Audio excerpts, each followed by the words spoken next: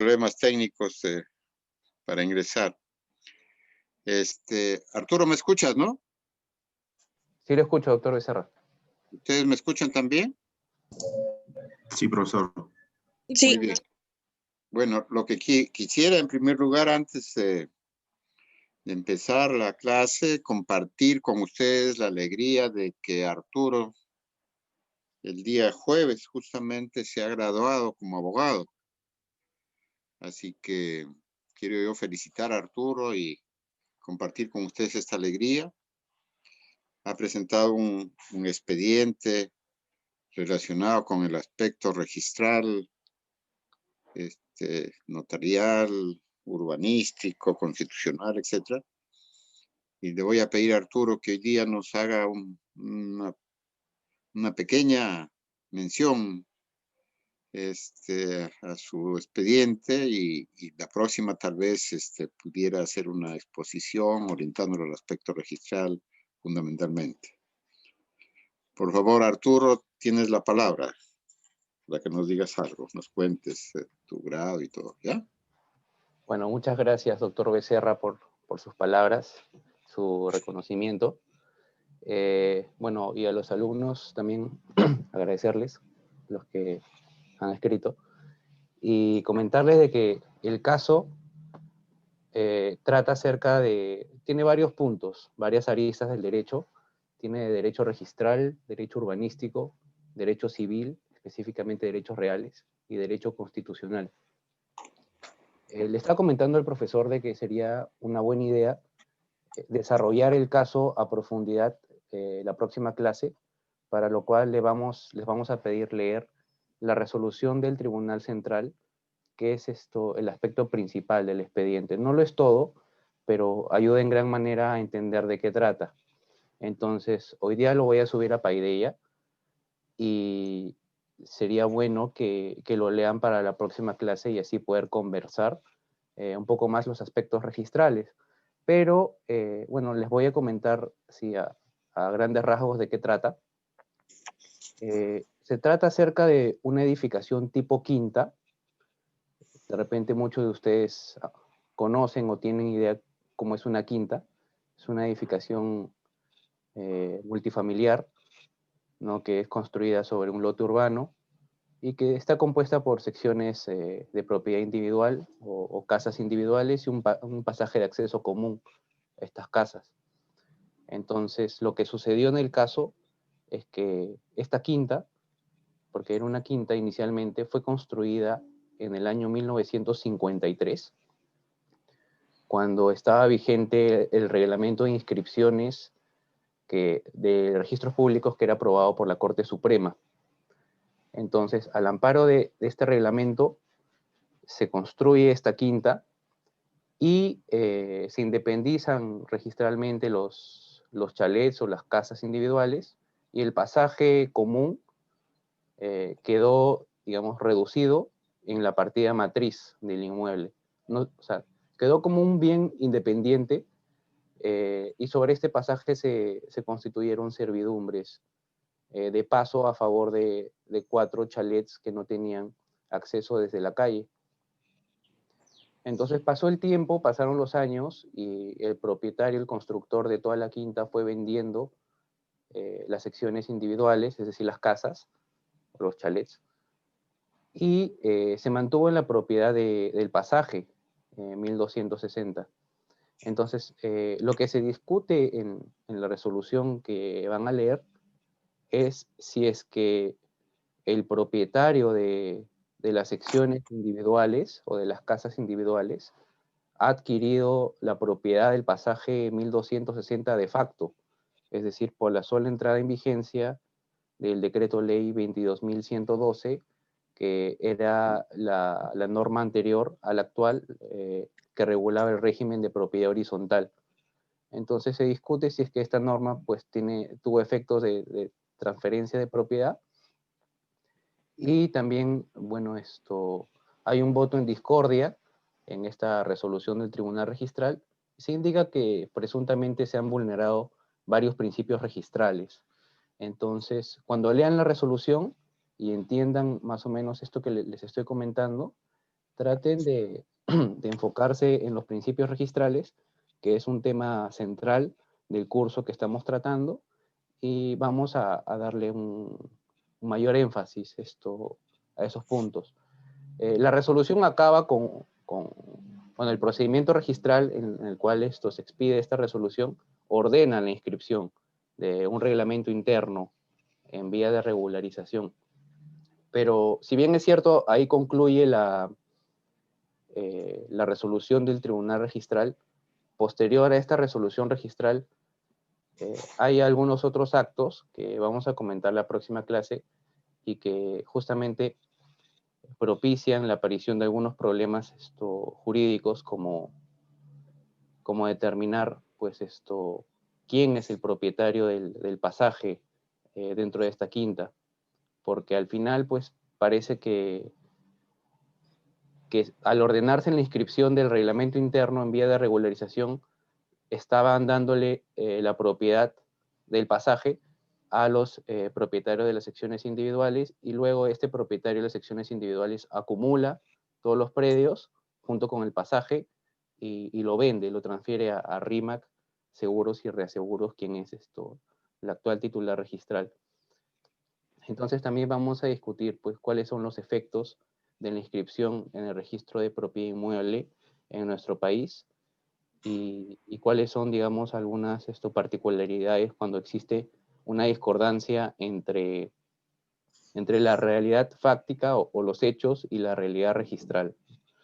Entonces, es un tema interesante, como les menciono, tiene otras ramas del derecho, como el derecho urbanístico, el derecho civil, que son un poco técnicas, pero vamos a tratar de centrarlo en el aspecto registral. Así que hoy día, acabando la clase, lo voy a subir a Paideia, y espero lo puedan leer, y lo compartimos la próxima clase con mayor detalle. Gracias, profesor Becerra. Muchas gracias, Arturo. Te felicito nuevamente. Les comento que Arturo fue brillante alumno de esta asignatura. Fue además mi delegado, y después vino a practicar en la notaría. Después trabajó en SUNARP, así que tiene pues bastante experiencia y se está interesando en estos temas de derecho registral y derecho notarial. Así que vamos a conversar contigo con el mayor agrado la próxima clase, y les pido también pues que lean el caso para que puedan participar activamente en la clase del día jueves. Muy bien, entonces vamos a continuar ahora con nuestra asignatura. También les voy a pedir que lean dos cosas. Acaba de publicarse la resolución de SUNARP, del superintendente, número 146/2020, SUNARP, SN, del 14 de octubre del 2020, que modifica algunos artículos del Reglamento General de los Registros Públicos. Básicamente está orientado al aspecto de incorporar en el registro la presentación electrónica, etcétera, que se está haciendo, ¿no? A través del sistema SIT-SUNARP. Y de otro lado también les voy a pedir que lean, que ingresen a la página web del Tribunal Constitucional, con la finalidad de que lean la sentencia del Tribunal Constitucional con respecto al expediente número 0018/2015, -PI, /TC, sobre la demanda de inconstitucionalidad contra el artículo 5º y la primera disposición complementaria y modificatoria de la ley 30.313. Hemos estado conversando, ¿ya? Es una resolución que creo que incluso podríamos considerarla para los fines del examen, que va a ser de este jueves al próximo jueves, ¿no? El examen parcial. Así que estamos entonces en... esta sentencia del Tribunal Constitucional se refiere al principio de fe pública registral, ¿no? Principio de fe pública registral, y habla sobre algunos tópicos bastante interesantes. Bueno, el reglamento de los registros públicos, el reglamento general, actualmente ha sido aprobado, como ustedes saben, por una resolución del superintendente. Y a diferencia de los reglamentos anteriores, cuando estaba vigente el Código Civil de 1936, e incluso con el actual Código Civil de 1984, esos reglamentos eran aprobados por la Sala Plena de la Corte Suprema de la República. Y en realidad eran reglamentos muy buenos, muy sólidos, y han durado bastantes años. Los reglamentos actuales, la verdad es que no son tan sólidos, e incluso en alguna oportunidad nosotros hemos dicho que debieran tener un nivel mayor, no solamente de una resolución del superintendente, sino un nivel de decreto supremo, una cosa así, ¿no? Porque en realidad los reglamentos anteriores eran aprobados por la Corte, la Sala Plena de la Corte Suprema tenía un rango mayor, porque prácticamente había una delegación de ley ahí. Bueno, pero estamos con estos reglamentos y tenemos que trabajar con ellos. En esta materia de los principios registrales, como ustedes saben, el reglamento general modifica un tanto al Código Civil. Porque, por ejemplo, el Código Civil en el artículo 2012 considera, y en la exposición de motivos también, la exposición de motivos oficial, considera a la publicidad como un principio. En cambio, el reglamento no así, o sea, no lo considera propiamente como un principio. Y más bien considera como, digamos, si esto fuera la esencia del registro, lo cual no está mal, pero les comento esto.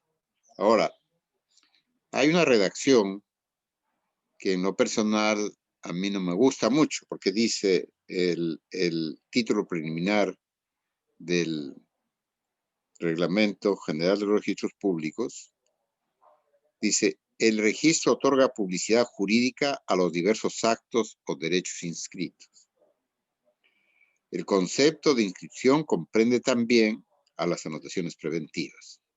Hasta ahí no hay mayor, salvo que este reglamento expresamente los diferencia. Y esta partecita que en realidad les digo con toda sinceridad, a mí no me gusta mucho, dice, el contenido de las partidas registrales afecta a los terceros aun cuando estos no hubieran tenido conocimiento efectivo del mismo. El contenido de las partidas registrales afecta a los terceros aun cuando estos no hubieran tenido conocimiento efectivo del mismo. Entonces, ¿qué cosa significa esto? Puede ser que así sea, que esto sea real, pero no me parece que es conveniente decirlo, no me parece que es necesario e incluso hacerlo más notorio, decirle, oiga, sabemos que usted desconoce el contenido del registro, pero igual va a estar sujeto, o sea, usted tiene la razón, pero usted va a ir preso, como se dice comúnmente, ¿no? Me gusta más la redacción del código del artículo 2012 que dice el contenido del registro se presume se presume conocido por todos, ¿no? sin admitirse prueba en contrario.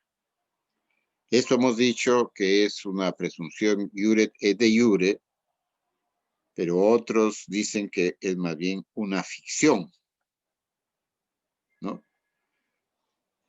Ahora, esta ficción que viene a ser la publicidad en sentido material es necesaria para que, en mi opinión, el registro funcione, porque si no sería muy fácil decir yo desconocía el contenido del registro. Y por supuesto que ese artículo 2012 por sí solo no es suficiente, porque tiene que correlacionarse con otros artículos. Por ejemplo, les comento, en mi despacho se ha seguido una prescripción adquisitiva sobre un terreno. Este terreno, en el registro de la propiedad inmueble, aparece como perteneciente a una sociedad anónima, por decirles un nombre, Inmobiliaria y Construcciones SAC. Cuando se hace la prescripción, uno de los requisitos importantes es emplazar al titular inscrito. Y entonces se ha hecho este emplazamiento, independientemente de las publicaciones que hay que hacer en el periódico, también para que aquellas personas que tienen algún derecho puedan oponerse. Entonces, ya concluido el proceso de escrituración, porque esto concluye luego de un periodo en que hay publicaciones, no hay oposición, etcétera, etcétera, etcétera, termina ya ¿cómo se llama? La prescripción y está en proceso de inscripción en el registro. En eso hay una persona que fuera del plazo se opone, no se opone, dice, no, eso que está mal, que eso que el otro, porque yo soy titular de la empresa que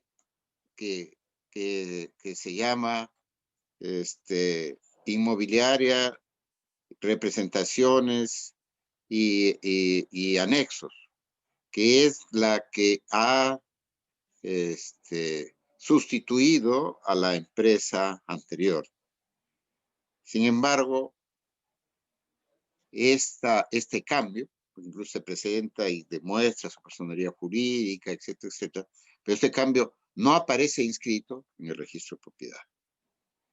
O sea, ¿hasta qué punto podría decirse que este aspecto de que ha habido un cambio de la sociedad, digamos, la que figura como titular registral, ha sido emplazada y ha sido emplazada en el mismo domicilio que dice esta persona, ¿no?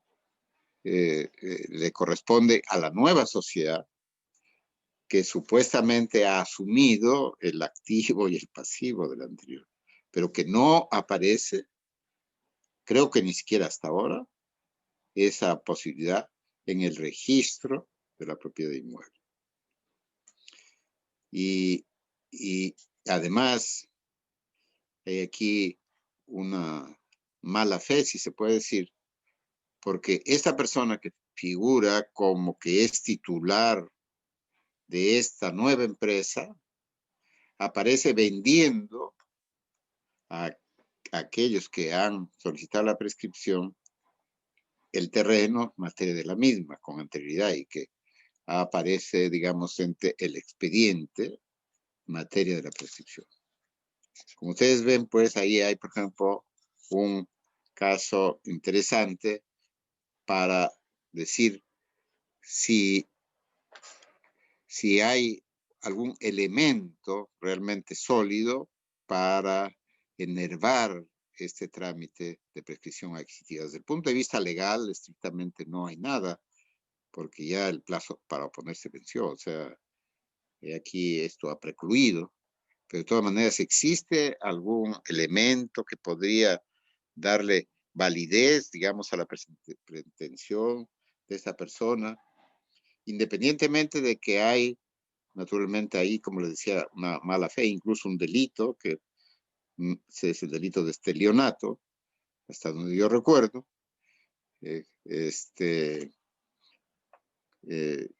para justificar digamos, esta posición a la que me estoy refiriendo. Bueno, ese es un tema que les planteo como para decir, bueno, se tenía que conocer que esta compañía había cambiado de nombre y era otra compañía. Es que había que revisar todos los libros del registro. Y no es acaso que el propio interesado debía preocuparse porque ese cambio, si lo hubiera hecho constar en el registro de la propiedad inmueble. Entonces, es un tema que, digamos, lo pongo ahí. Entonces, esta declaración que se hace de que el contenido de las partidas registrales afecta a los terceros, aun cuando estos no hubieran tenido conocimiento efectivo del mismo, yo les comento, me parece que no es de muy buen gusto. No me parece que debiera así tan burdamente decirse eso. Pero bueno, lo que sí es verdad es eso. O sea, todos no tenemos conocimiento del contenido de las inscripciones, como tampoco sabemos de las normas legales, ¿no? Pero que sí estamos obligados a conocerlo, porque si no decía, oye, yo desconozco la ley, entonces la ley no tendría validez. Por ejemplo, el día 8 de octubre se ha publicado, pasando a otro tema, no es el tema registrar, pero les comento, la ley que establece disposiciones extraordinarias para la reprogramación y congelamiento de deudas a fin de aliviar la economía de las personas naturales y las MIPES como consecuencia del COVID-19. Esa es una norma que ha empezado a regir hasta donde yo me he percatado a partir del día de ayer. Pero les comento a ustedes por si acaso les interese, ¿no? Entonces, volviendo a nuestro tema registral, lo que hemos dicho y recalcamos es de que se trata de una publicidad en sentido material, o que también se llama publicidad sustantiva. ¿Y qué significa esta publicidad sustantiva? Lo que dice García, la publicación la publicidad viene a ser una exteriorización continuada y organizada que tiene como finalidad producir cognoscibilidad. ¿Qué significa cognoscibilidad? La posibilidad de ser conocido. Y eso sí no es una ficción, o sea, esa posibilidad existe. Y esta exteriorización produce efectos jurídicos con carácter sustantivo sobre la situación planteada. Entonces, ¿en qué se diferencia esta publicidad que otorga el registro público de la publicidad edictal? ¿Qué cosa es la publicidad edictal? La publicidad edictal es aquella publicidad que se hace mediante lo que se llama los edictos, por ejemplo, cuando uno se va a casar, o las que se hacen en los procedimientos no contenciosos, como por ejemplo la prescripción adquisitiva o por ejemplo la sucesión intestada, la rectificación de partidas, etcétera, que se publica en un periódico y se espera el plazo, por un plazo, tienen efectos ahí por un determinado plazo. En cambio, esta publicidad del registro público es una publicidad permanente, es una publicidad continuada, es una publicidad organizada y que va a producir determinados efectos. ¿Cuáles son esos efectos? Que el contenido del registro de las inscripciones se presuma conocido por todos. ¿Qué otro efecto? Que ese es el principio de publicidad o publicidad sustantiva o cognoscibilidad que hemos dicho. Otro efecto es el de la legitimación, que se presuma que ese contenido es exacto. Pero en un caso hay una presunción de jure y en este otro caso de la legitimación hay una presunción juris tantum. Significa que admite prueba en contrario. Entonces, aquí vemos pues que hay una diferencia entre el principio de publicidad y el principio de legitimación. ¿Cuál es esa diferencia? Ya lo hemos anotado, lo reiteramos, que en un caso estamos en una presunción jure de jure y en otro caso estamos en una presunción juris tantum. Muy bien. Esta publicidad de otro lado, o esta presunción de otro lado, se va a concretar con mayor fuerza en el llamado principio de fe pública registral.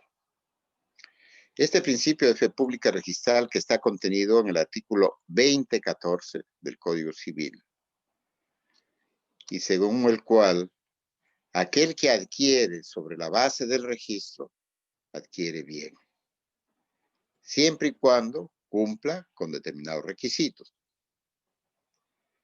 Primero, que adquiera de aquel que aparece en el registro con derecho inscrito. Segundo, que adquiera a título oneroso. No cabe acá amparar a una persona que a la larga se va a constituir en tercero registral, es decir, el tercer adquirente, a quien se le da una connotación especial, no se le va a dar, digamos, esta protección a aquel que adquiere a título gratuito. Porque al final el derecho tiene que optar entre proteger al adquirente a título oneroso, pero que cumpla con determinados requisitos, en desmedro del titular del derecho inscrito. Y entonces, aquí no se puede proteger definitivamente a aquel que adquiere a título gratuito, porque el que adquiere a título gratuito simplemente tiene un plus en favor de él, en favor de su patrimonio, pero no está gastando él, no está utilizando o perdiendo sus recursos. ¿Cuál es el otro requisito? Y esto es muy importante, que en el registro no aparezcan ninguna causales de invalidez, ¿no? De nulidad, anulabilidad, rescisión o resolución. Y esto ha sido modificado justamente por la ley 30313, porque el código decía simplemente que en el registro, en la exposición de motivos que ustedes han leído, la exposición oficial de motivos que ustedes han leído, para una lectura, un control de lectura, habrán visto que la posición de la comisión que redactó esto, que es el doctor Jack Vigio y el doctor Víctor Raúl Ramírez, y de la comisión revisora en general, es que aquí podría de alguna manera interpretarse de que solamente se referiría a los asientos, pero también se están publicando los títulos. En mi opinión personal, siempre el código ha dicho registros y por lo tanto comprendía no solamente a los asientos, sino a los títulos archivados. Pero el reglamento había considerado, el reglamento general de los registros públicos había considerado solamente a los asientos. Contrariamente, en mi opinión, a lo que decía el código, que era una norma de mayor jerarquía, aprobada por un decreto legislativo, es decir, con rango de ley.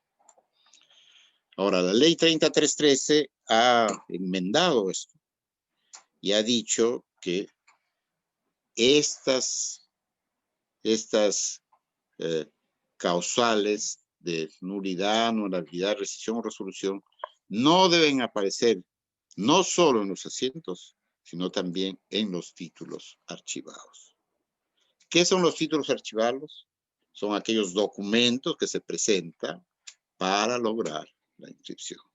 Y evidentemente, el registrador lo que hace en nuestro sistema es una síntesis de esos documentos, de esos títulos, hace una síntesis, y eso se llama asiento de inscripción. Pero puede equivocarse.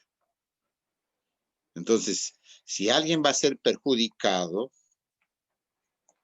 por eso tiene que subirse la valla.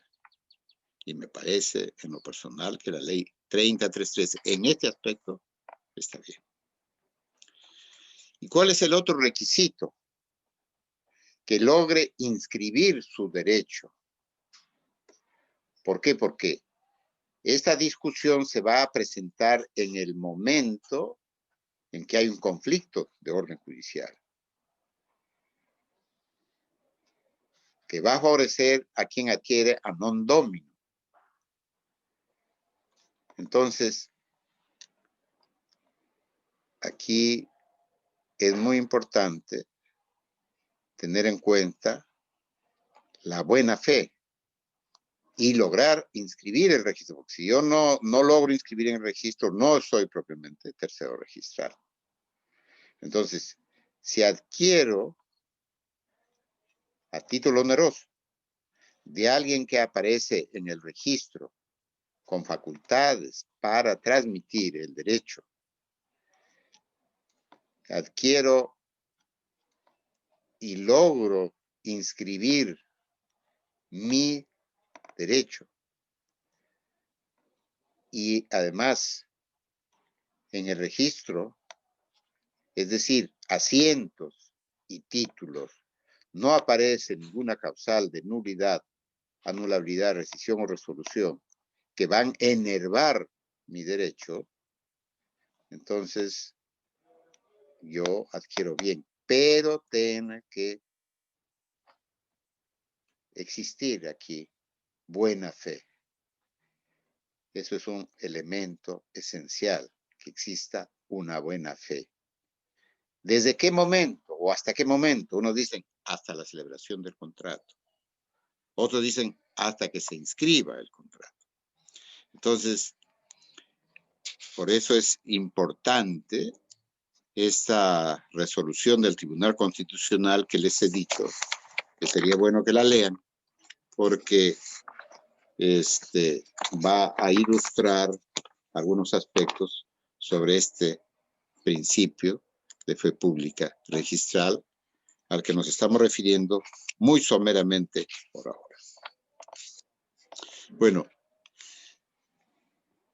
entonces, en cuanto a la publicidad formal,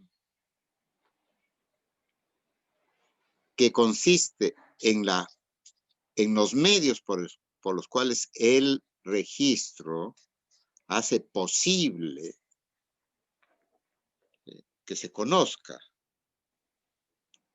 esta realidad registral. Nosotros hemos hablado que hay las manifestaciones. ¿Qué significa una manifestación? Tener acceso al registro, ¿no es cierto? Digamos, a mirar lo que pasa, cómo está. Pero hay otras que son más exactas, que son las certificaciones. Y esas certificaciones son de dos clases. Por un lado positivas y por otro lado negativas. Pero por otro lado son literales y compendiosas. Literales, que significa que es una transcripción de los diferentes asientos en el registro. Y compendioso, simplemente una referencia, como por ejemplo lo que existía en el certificado de gravámenes o con los certificados positivo o negativo. Hay una sucesión en trámite, hay una o no hay una sucesión en trámite. Hay un testamento inscrito o no hay un testamento inscrito. Esas son compendiosas. Y después habíamos hablado también, y ya Arturo explicó con mucho detenimiento, el famoso certificado registral inmobiliario o CRI, ¿no es cierto? Entonces, recapitulando, tenemos que la publicidad para unos es un principio registral, para otros es casi como la función esencial del registro, publicitar. Y entonces, por un lado, hay una publicidad sustantiva que hemos dicho que está contenida en el artículo 20.12 del Código Civil y en el título preliminar del Registro General de los Registros Públicos, en el artículo 1, considerándose en este reglamento no como un principio, sino como una base fundamental del registro, y ya con las connotaciones que hemos señalado. Y esta publicidad sustantiva o material, que es equivalente a conocibilidad, que significa posibilidad de ser conocido, se hace patente a través de la publicidad formal, que son las manifestaciones y las certificaciones. ¿Hasta ahí tienen ustedes alguna pregunta? ¿Ninguna? Porque bueno, ya esto estamos un poco repitiendo como si fuera, digamos, una recapitulación. Ahora, también tenemos el principio de Profesor, rogación. Sí. Yasmín había levantado la mano. Yasmín, sí. Adelante, Yasmín. ¿Qué tal, profesor? Buenos días. Una consulta sobre el tema de la fe pública registral que estaba mencionando. Sí, quiero saber si entendí bien el tema. Para presumir la buena fe pública registral, ese tercero adquiriente tiene que hacerlo a título oneroso. Sí, definitivamente no cabe hacerlo a título gratuito, porque el título gratuito no está amparado, no es, uno de los requisitos es que sea a título oneroso. Y en el caso de las donaciones que se puedan realizar sobre respecto de bienes inscritos, ¿operaría la buena fe pública registral? De donación no. O sea, ¿a quién favorece este principio de fe pública registral? ¿A quién favorece y en qué momento? ¿No es cierto? O sea, es muy interesante tu pregunta, porque esto me lleva a puntualizar lo siguiente. Por un lado, habíamos dicho que hay el principio de publicidad se basa en una presunción iure et de iure, y que el principio de legitimación o legitimidad se basa en una presunción iuris tantum. Entonces, en cambio, el principio de publicidad registral, una vez que se ha consolidado el derecho de quien ha adquirido con buena fe, a título oneroso, ha inscrito su derecho, no aparece en el registro ninguna causal de nulidad, anulabilidad, resolución o rescisión digamos que pudiera haber enervado esa adquisición y ha tenido buena fe, esta persona se consolida su derecho y ahí ya no cabe, digamos, que pueda discutirse su propiedad. Ahí podríamos decir que hay una presunción iure de iure ya ahí en ese caso. ¿Ya? O sea, la donación obviamente se puede hacer, ¿no? Pero si se discute esta donación por alguien, ¿quién puede discutir, por ejemplo? Imaginemos, por ejemplo, A le vende a B y B le vende a C, pero B es casado, ¿ya? Sin embargo, en su DNI figura como soltero. ¿Y de quién es el título? ¿De quién es la propiedad ahí? Es de B y de su esposa, si están sujetos al régimen de comunidad de gananciales o sociedad de gananciales. Y entonces B no podría vender a C, ¿no es cierto? Sin embargo, C, creyendo que B era el único titular, porque así aparecía en el registro, C adquiere. Y podría decirse, bueno, ¿adquirió bien o adquirió mal? Y ahí juega este principio de república registral es para consolidar este derecho de C. Pero se tendría que ver pues ahí este elemento que podríamos decir que es la buena fe, porque C, por ejemplo, podría ser pariente de B y en consecuencia tendría que haber sabido que estaba casado, ¿no es cierto? No obstante que en su documento podía figurar como soltero. Entonces, allí hay un elemento de buena fe. Hay otro caso en el cual, por ejemplo, las personas ni siquiera han ido a ver el inmueble, no saben quién está poseyendo el inmueble. Y entonces, eso significa pues que no hay buena fe, ¿no? O sea, hay diversos aspectos que van a enervar la posibilidad de la buena fe. En principio, la buena fe se va a presumir, ¿no? Pero se puede, digamos, demostrar lo contrario, ¿no? Así que, sí, Alexandra, sí. Doctor, buenos días. Adelante, ¿Sí me escucha Alexandra. bien? Sí, sí. Perfecto. Bueno, sobre lo que comentó mi compañera, entiendo que esto tiene una razón de ser y entendería que la razón de ser es proteger el patrimonio de los adquirientes y con ello quizás en sí mismo la transferencia en el mercado, porque entiendo que esto no ocurre con otros actos que no son a títulos onerosos, como podría ser una donación o un anticipo de legítima. Bueno, aunque un anticipo de legítima también es un tipo especial de donación que solamente se le da a los hijos. Entonces, esto es así, la razón de ser detrás de esto es proteger el patrimonio de las personas. Y otra pregunta, con respecto a lo que usted mencionó, que si una persona no va al inmueble presencialmente a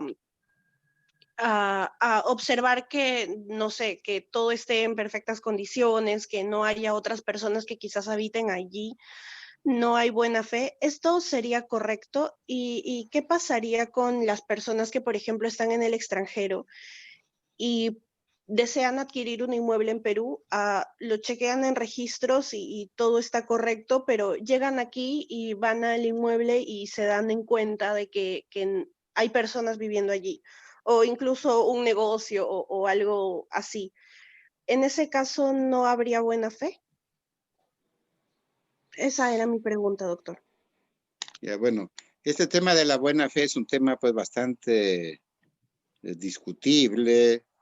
La buena fe, digamos, es un aspecto esencial. Y uno dice, bueno, ¿qué cosa buena fe es? ¿Creencia o es conocimiento o desconocimiento? Entonces, hay toda una discusión sobre esto. Yo les he dado, digamos, algún ejemplo que podría ser. Yo creo que eso hay que verlo y lo va a tener que ver el juez en su análisis, ¿no? Frente a la realidad concreta.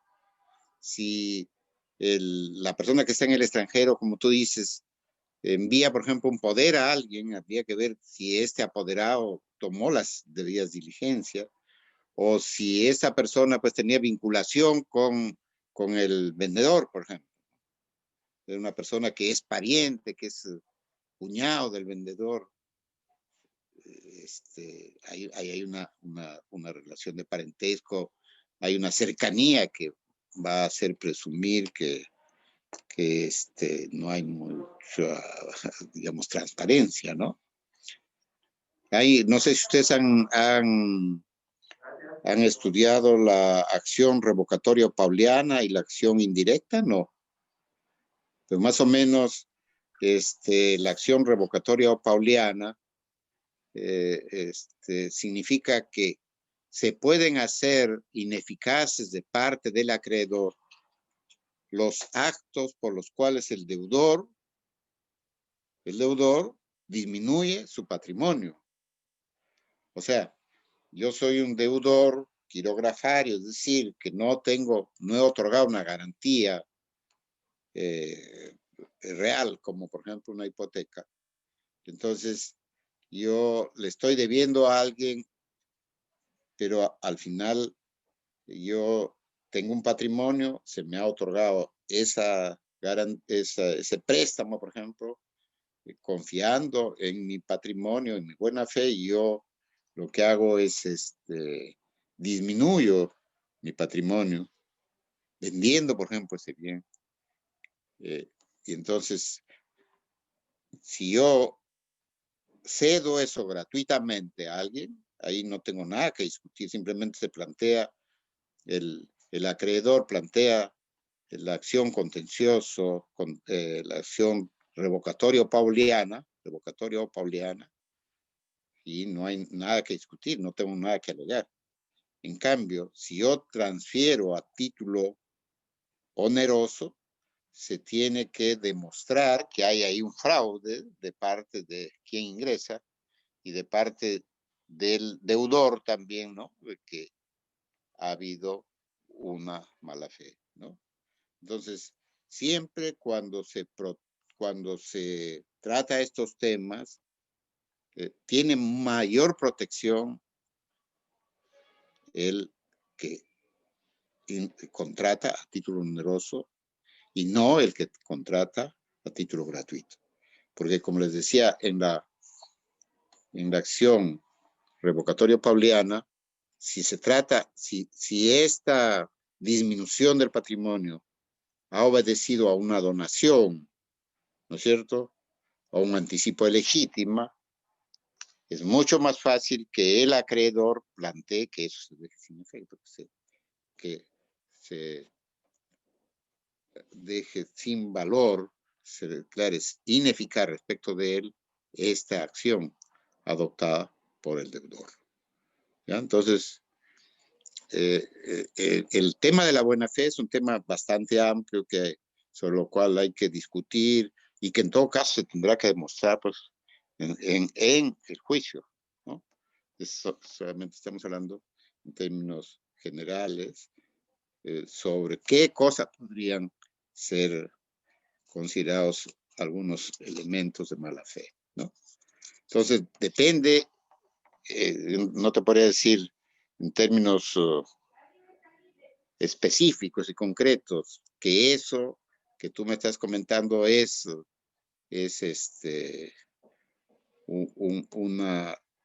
una acción de buena o mala fe. O sea, probablemente si yo estoy en el extranjero, tendría que instruir también a mi apoderado, alguien que me represente, que tome las acciones pertinentes para que las cosas se hagan bien hechas, ¿no? Entonces, un poco eso te diría yo, ¿no? Es una cosa así un poco general, ¿no? No sé si les he respondido bien a ambos, ¿no? O ambas. Sí, doctor, entiendo que la doctrina no es pacífica al respecto. Así es, así es. ¿Alguien más? Cedric quería participar. Había Pues, levantado Cedric. su mano. Profesor, en realidad yo quería preguntar algo relacionado al caso que nos mencionó hace un rato de la prescripción adquisitiva de dominio y el caso de la sociedad que había sucedido a otra. Mi pregunta era, solo para tener claro el caso, en ese supuesto, ¿se había inscrito el traspaso, el cambio de una sociedad a otra en los registros? Es decir, ¿y había coexistido esa situación registral de traspaso o sucesión de una sociedad hacia otra junto con la titularidad en una partida predial de la primera que había sido sucedida por la segunda? ¿Eso es lo que había sucedido en el caso? Sí, pero el cambio de denominación social figura solamente en personas jurídicas, en sociedades. No hay el cambio en inmueble, ¿no? O sea, por eso decía esto, hasta qué punto esto puede afectar, ¿no? Porque el cambio solamente se había hecho en personas jurídicas, en el registro de sociedades, no en el registro de la propiedad inmueble. Y además, incluso la empresa o la sociedad tenía el mismo domicilio y tiene el mismo domicilio donde se ha hecho la notificación a nombre de la otra sociedad, a la que figura en el registro predial, en el registro de propiedad inmueble, figura como titular esta sociedad. ¿Ya? O sea, figura con la denominación anterior. Y por supuesto, la notificación se había hecho a nombre de esa sociedad. Entonces, ¿qué ha pasado acá? Aquí, esta sociedad que sería, digamos, la titular, lo que ha debido hacer es inscribir ese cambio en propiedad. Pero en todo caso, una vez que recibió la notificación en el mismo domicilio que era de la sociedad y que sigue siendo la sociedad, salir, pues no decir, yo me opongo por tal razón, independientemente de que había ya, como les comentaba, una transferencia de este mismo representante legal, una transferencia a título de venta justamente a una de las personas que han hecho o han solicitado la prescripción. No sé si está más claro, Cedric.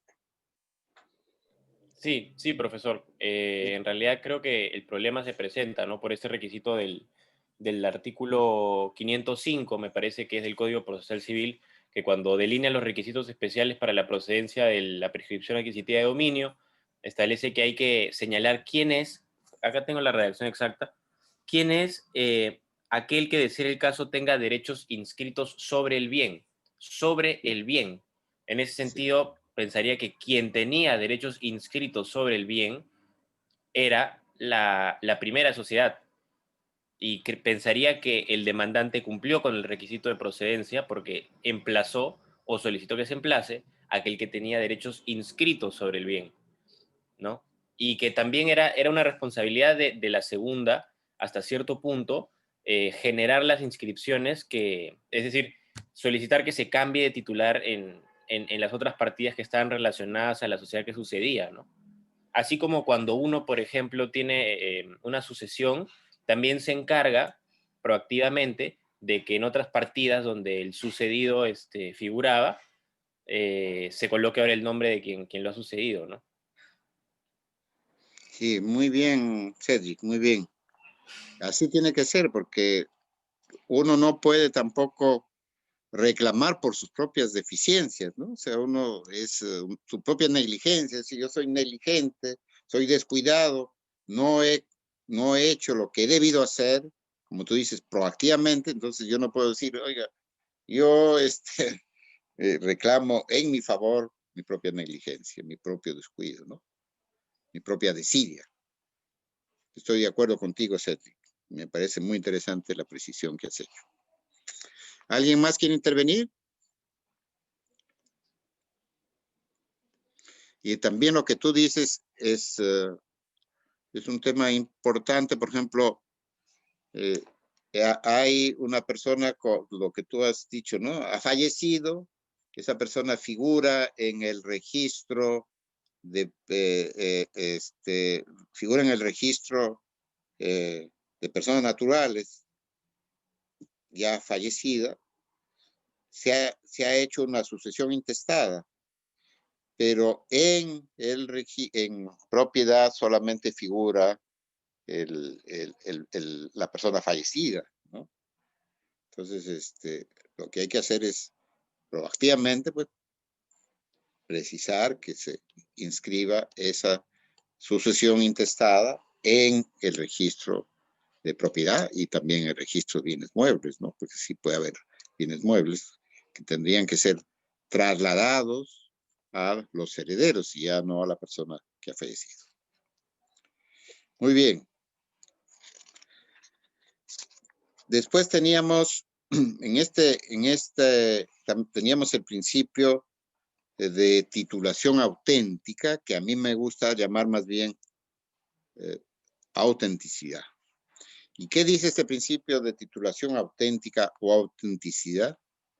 Que acceden al registro los títulos que constan en instrumento público, salvo disposición contraria, y hemos manifestado ya reiteradamente que el Código de 1936 decía salvo disposición contraria de la ley.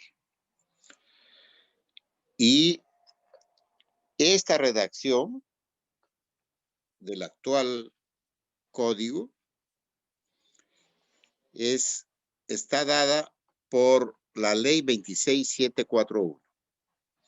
La ley 27641 es una ley que se da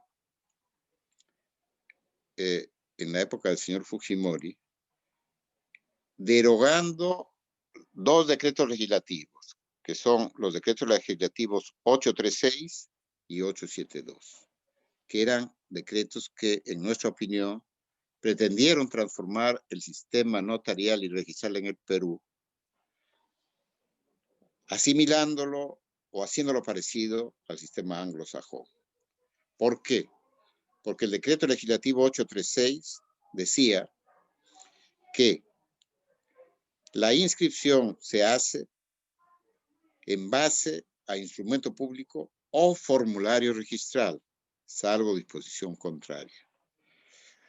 ¿Y quién firmaba o podía firmar este formulario registral? Podía firmar un notario, o sea, una legalización de firma, pero también podía hacerlo un abogado, para lo cual se pedía que ese abogado fuera registrado en SUNAR.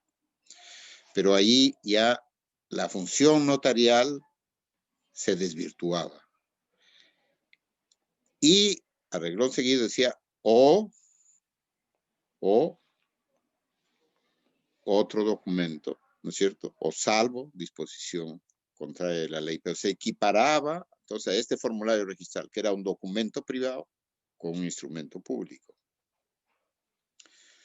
Entonces, como se demostró esto y hubo un cuestionamiento, el propio Congreso derogó el decreto legislativo 836 y restituyó la redacción original del Código de 1984. ¿Cuáles son los casos en los cuales se puede acceder al registro mediante un documento privado? Excepcionales, ¿no es cierto? Nosotros hemos dicho que para el bloqueo registral, por ejemplo, hay una presentación que hace el notario, pero la anotación preventiva se va a hacer en base a una minuta, que es un documento privado. ¿Qué otro caso tendríamos? Ejemplo, la constitución de un comité. Un comité tiene aprobados sus estatutos mediante un documento con firma legalizada. El documento con firma legalizada siempre es un documento privado. La legalización de firma que hace un notario no le da calidad de instrumento público. Entonces, si se permite que es un documento con firmas legalizadas ingrese al registro, siempre será un documento privado. No es instrumento público. Entonces, esto tiene carácter excepcional.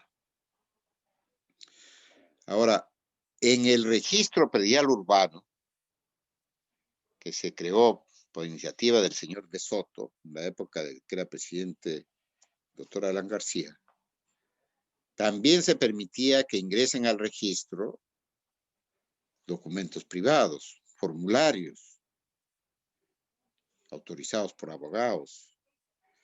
Pero ¿qué originó esto? Originó una debilidad en el registro. García Coni decía que si la base de inscripción no es sólida, si el título no es un título sólido, la inscripción siempre será incierta. La base de la inscripción tiene que ser, pues, entonces, un instrumento público. Y por eso, por ejemplo, se acaba de dar, en este momento se está discutiendo una acción de inconstitucionalidad que ha presentado el Colegio de Notarios de Lima contra dos decretos legislativos, el decreto legislativo 1400 y el decreto legislativo 1409. ¿Qué permiten estos decretos legislativos?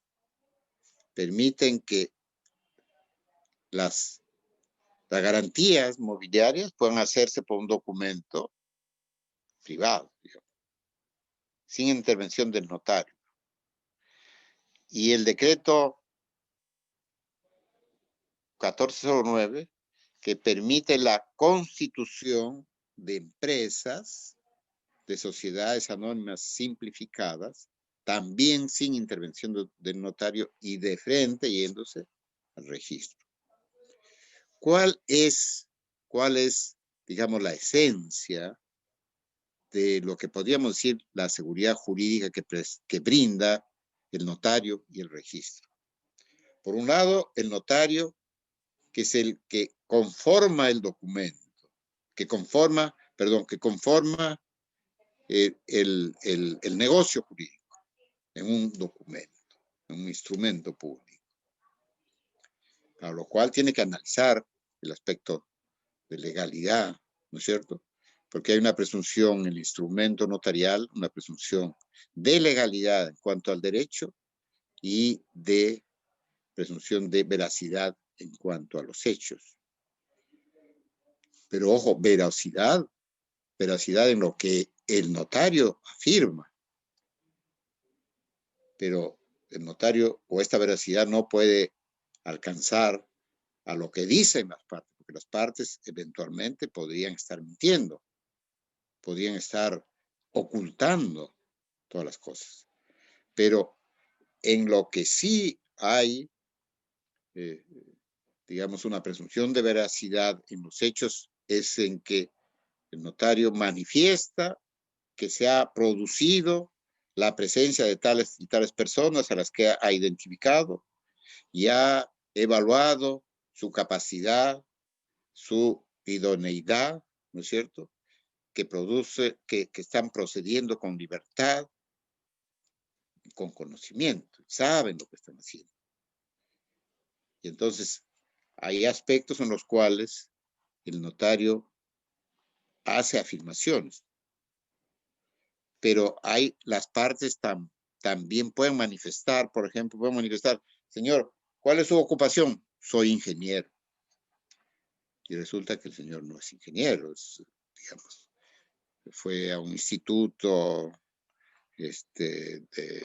digamos, tecnológico, pero no ha ido a la universidad, no es ingeniero. Pero, ¿cuál es su ocupación? Manifiesta ser ingeniero. Eso puede no ser verdadero, ¿no es cierto? Pero lo que sí es verdadero es que se está presentando a esa persona ante el notario, ha sido identificado, ha manifestado su voluntad, ha suscrito la escritura pública, ¿no es cierto? Y ha sido identificado mediante identificación biométrica, todos los datos que considera el notario que a él le consta, pero no lo que puede manifestar las partes.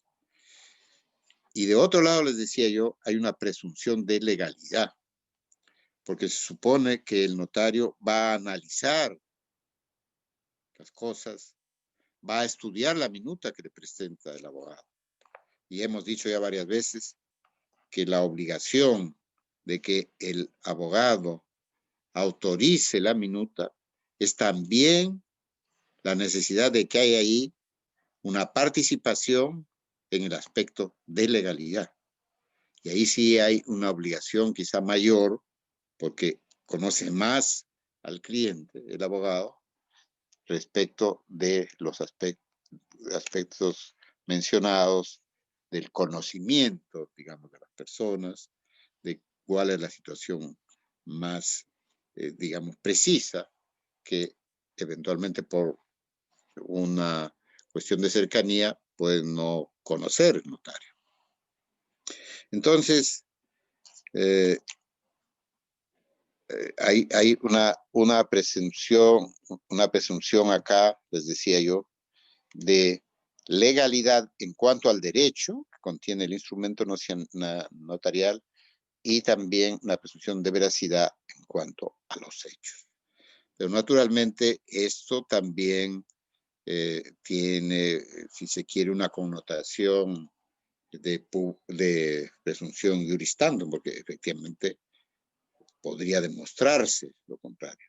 Pero lo que sí significa es que este instrumento notarial solamente puede ser desvirtuado judicialmente, ¿no? Judicialmente. Bueno, entonces, este es el principio de titulación auténtica. Pero de otro lado, también tenemos que, por un lado, tenemos el instrumento notarial como la base, o el instrumento público como la base, pero por otro lado tenemos la función calificadora de parte del registrador. O sea, el registrador va a calificar el título con la finalidad de que está cumpliendo con los estándares necesarios. Está, digamos, en posibilidades de ingresar al registro.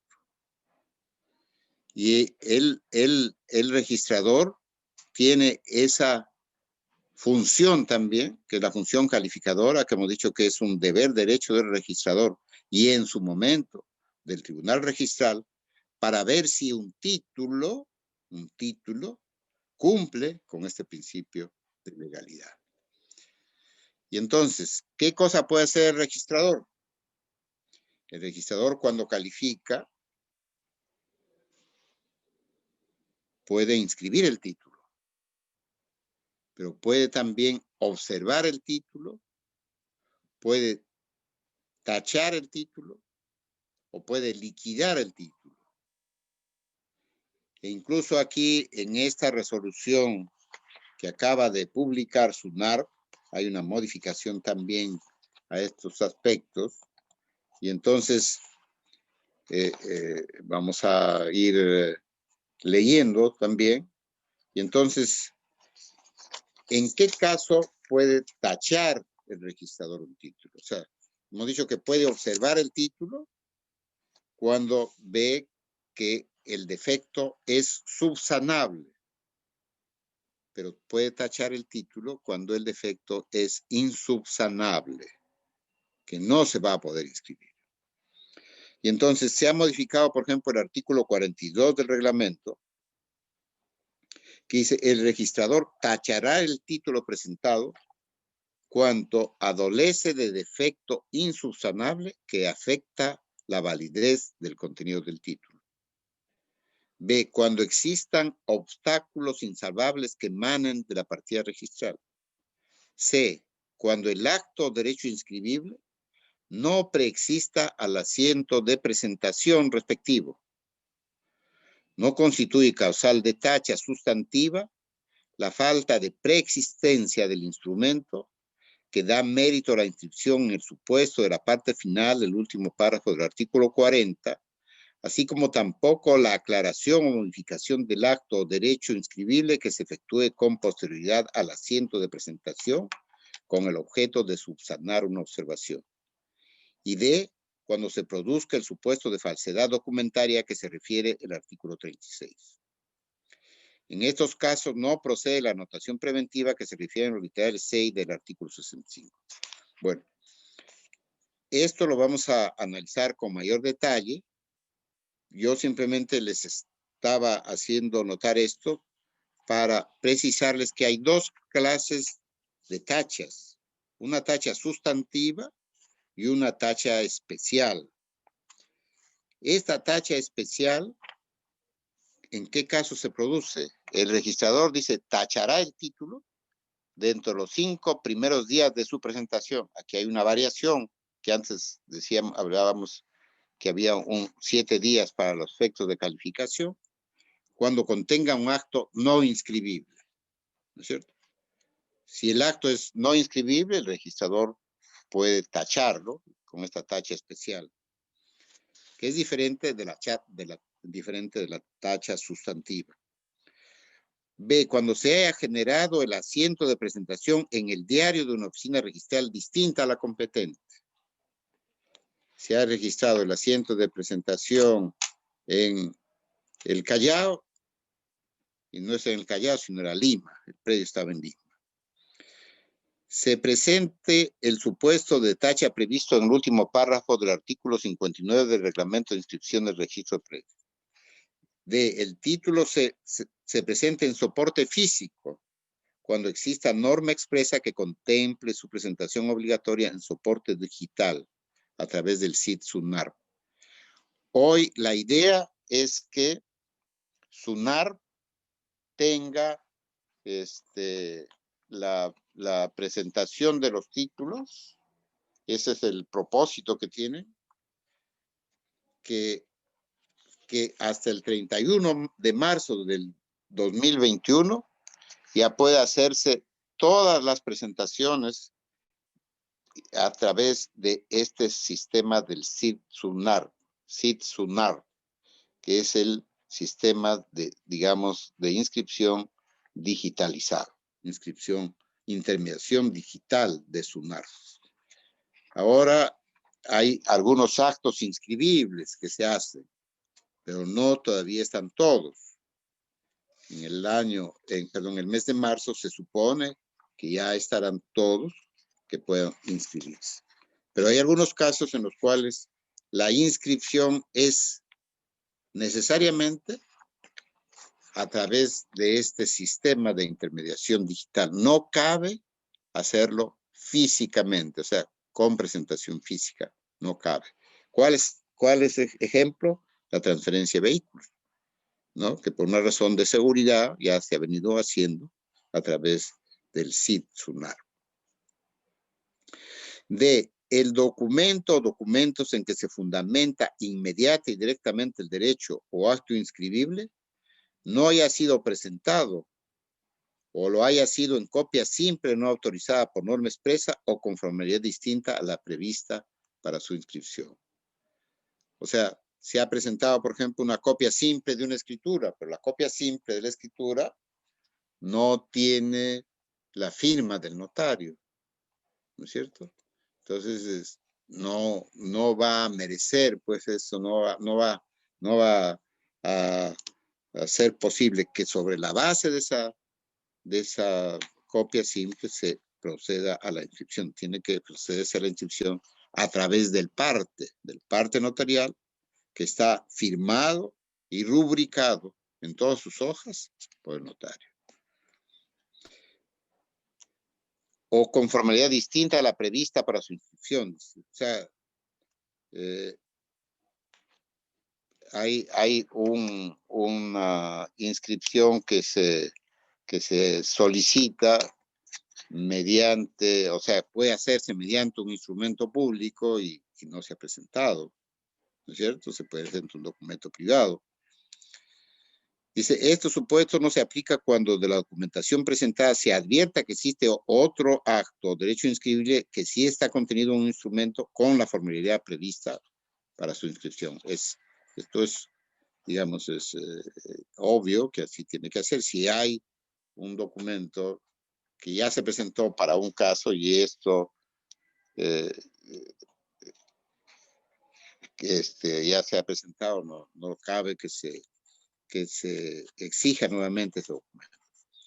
F, se solicita la ratificación de un asiento sin abono de derechos registrales y el error invocado no resulta imputable al registro. O sea, se plantea que hay una rectificación de un asiento y no se paga los derechos, obviamente, salvo que hay un error del registro, no se va a considerar, ¿no?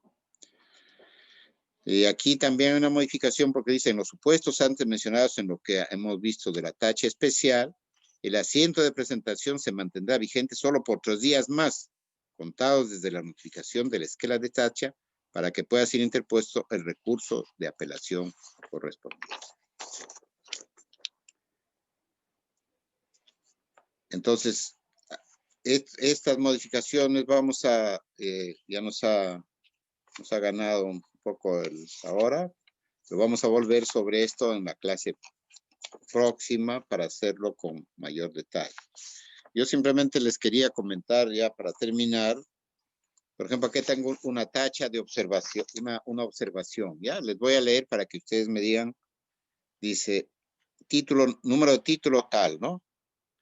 Fecha de presentación, el 19 de octubre de 2020. Fecha máxima de reingreso y pago de mayor derecho, el 19 de diciembre de 2020. Fecha de vencimiento, 07/01/2021. Así vienen los, ¿no? Señores, en relación con dicho título, dice manifiesto que en el mismo adolece defecto subsanable, siendo objeto de las siguientes observaciones acorde con la norma que se cita. Verificado el título 2020-017-22804, hace referencia a la reserva de una sociedad anónima.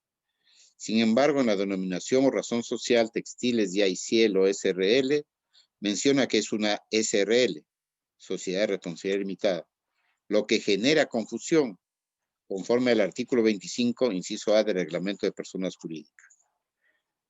Entre comillas, no procederá a la inscripción del nombre completo o abreviado de una persona jurídica cuando A, induzca a error o confusión sobre el tipo de persona jurídica.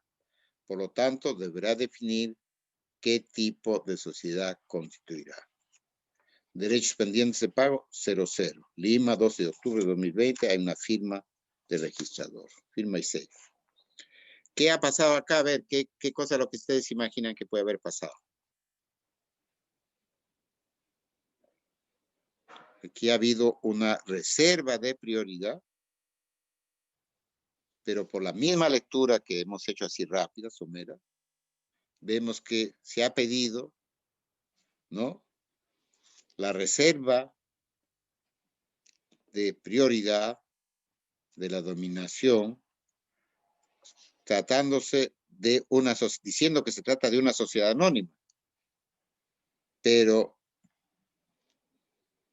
cuando se ha presentado el título, no se es una sociedad anónima, sino una sociedad de responsabilidad limitada. Entonces, lo que dice el registro es, el registrador dice, aclare, precise qué cosa va a ser, ¿no es cierto? Así, este es un ejemplo de una observación. No sé si tienen alguna pregunta ustedes. ¿Ninguna? Entonces nos vemos el próximo jueves. Muchas gracias. ¿Ya?